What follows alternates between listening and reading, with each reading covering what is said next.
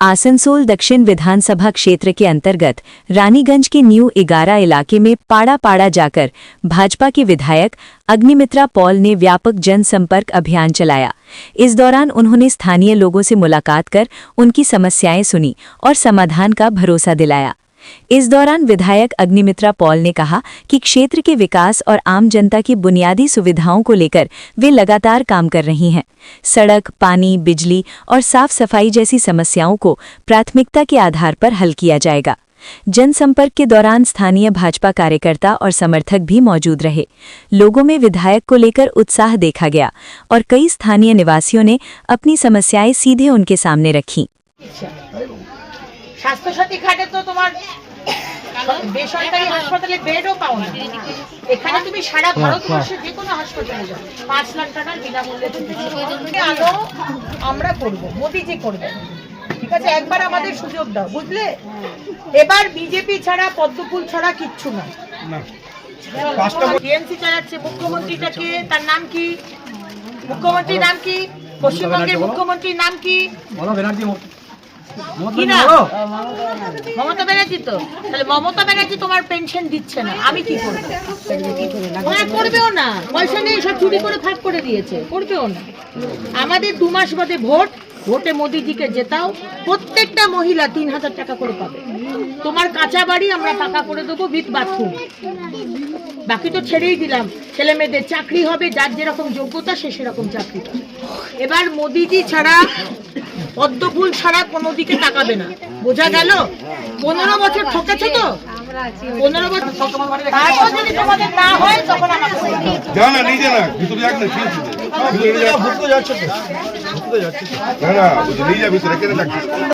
এসেছি আমার আসানসোল দক্ষিণ বিধানসভায় নতুন 11তে রুইদাসপাড়া। বাড়ি বাড়িতে গেলাম, মানুষকে বললাম, এবং এটা প্রথম দিন থেকেই আমরা করছি। 2021 থেকে যবে থেকে আসানসোল দক্ষিণের মানুষ আমাকে বিধায়ক করেছে, তবে থেকে পাড়ায় পাড়ায় দিদিভাই চলছে। এবং সেই সময়তে আমরা প্রতিটা বুথে গিয়ে একটা সেন্ট্রাল জায়গাতে চেয়ার টেবিল নিয়ে বসে আমরা মানুষের সমস্যার কথা শুনতাম। যতটা সম্ভব আমরা তাদের পাশে দাঁড়ানোর চেষ্টা করতাম, কারণ পশ্চিমবঙ্গে বিরোধী হয়ে তো বুঝতেই পাচ্ছেন কোনো কিছু করার বা দেবার সামর্থ্য আমাদের খুব একটা থাকে না। তাও আমরা মানুষের পাশে সবসময়তেই দাঁড়িয়েছি। আর এখন যেটা আমরা করছি, আমরা বাড়ি বাড়ি যাচ্ছি। মানুষের জানা দরকার যে এই 15টা বছর মমতা ব্যানার্জি যে প্রতিশ্রুতি আপনাদের দিয়েছিলেন, যে কথা দিয়েছিলেন ডবল ডবল চাকরি হবে, হয়েছে কি চাকরি? মমতা ব্যানার্জি বলেছিলেন বাড়ি হবে, বাথরুম হবে, হয়েছে কি? মমতা ব্যানার্জি আপনি বলেছিলেন বাড়ি বাড়িতে জলের কানেকশন হবে। মোদিজি জল জীবন মিশনে কোটি কোটি টাকা দিয়েছেন, টাকাগুলো গেল কোথায়? মাইনরিটি কমিউনিটি, মুসলমানদের আপনারা ভুল বুঝিয়েছেন। মুসলমানদের মাইনরিটি ডেভেলপমেন্ট, মাদ্রাসা ডেভেলপমেন্টে কোটি কোটি টাকা বরাদ্দ হয়েছে, কিন্তু সেই ছেলে মেয়েদের কোনো উন্নয়ন হয়নি, সেই সমাজেরও কোনো উন্নয়ন হয়নি, ছেলে মেয়েদের কোনো চাকরি হয়নি, তাদের কোনো দিশা দেখানো হয়নি। এটা শুধু মুসলমানরা নয়, হিন্দুরা বলুন, খ্রিস্টানরা বলুন, শিখরা বলুন, সবাইকে শুধু ধোঁকা দিয়েছেন। তাই বাড়ি বাড়ি গিয়ে মমতা ব্যানার্জি আর এই তৃণমূলের ধোঁকার কথা, ধোঁকার পাঁচালী, উন্নয়নের পাঁচালী দিয়ে গান শোনাচ্ছেন না, আমি বাড়ি বাড়িতে গিয়ে ধোঁকা দেবার পাঁচালী, প্রতারণার পাঁচালী মানুষকে গিয়ে বলছি। আর আমাদের সরকার 2 মাস বাদে আসবে, আমরা কি কি দেবো আপনাদেরকে, মোদিজি কি কি দেবেন, তার কথাও কিন্তু আমরা মানুষকে গিয়ে বলছি।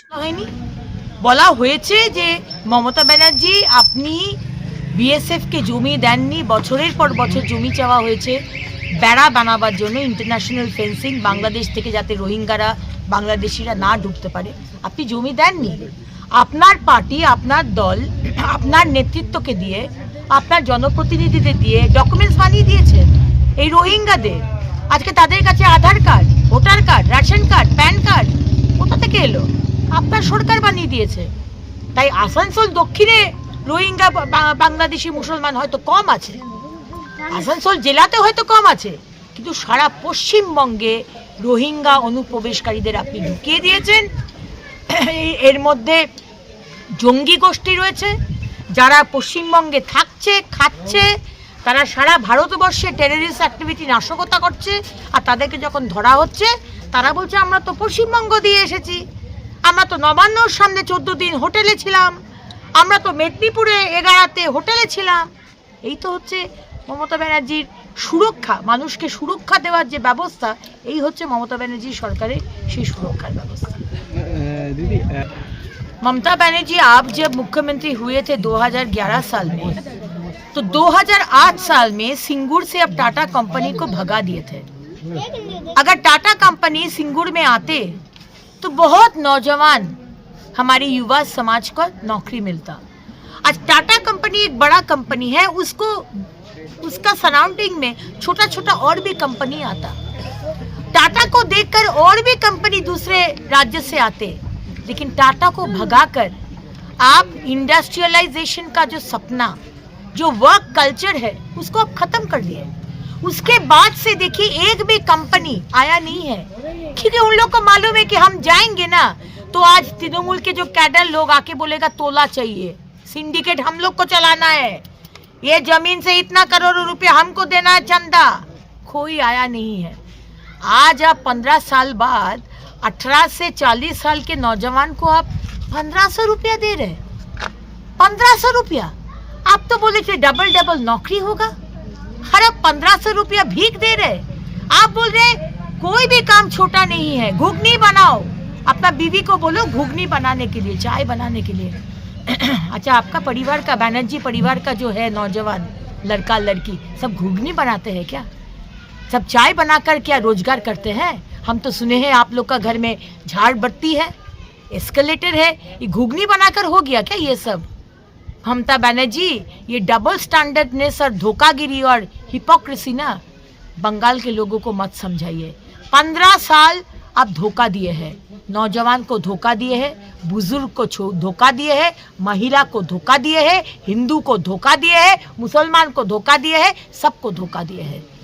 आप जितना भी प्रतिश्रुति दे, 1500 क्यों, आप 1.5 लाख रुपया दीजिए, फिर भी नौजवान बंगाल के युवा वो लोग आपको विश्वास नहीं करते हैं। और 2 महीना बाकी है, मोदी सरकार आएंगे, सब परिवार में सरकारी नौकरी का प्रॉमिस नहीं कर रहे, लेकिन इतना इंडस्ट्री हम लोग लाएंगे, इतना इंडस्ट्री मोदी जी लाएंगे कि हर परिवार में एक जन का नौकरी मिले, ये इसका बंदोबस्त भाजपा करेंगे।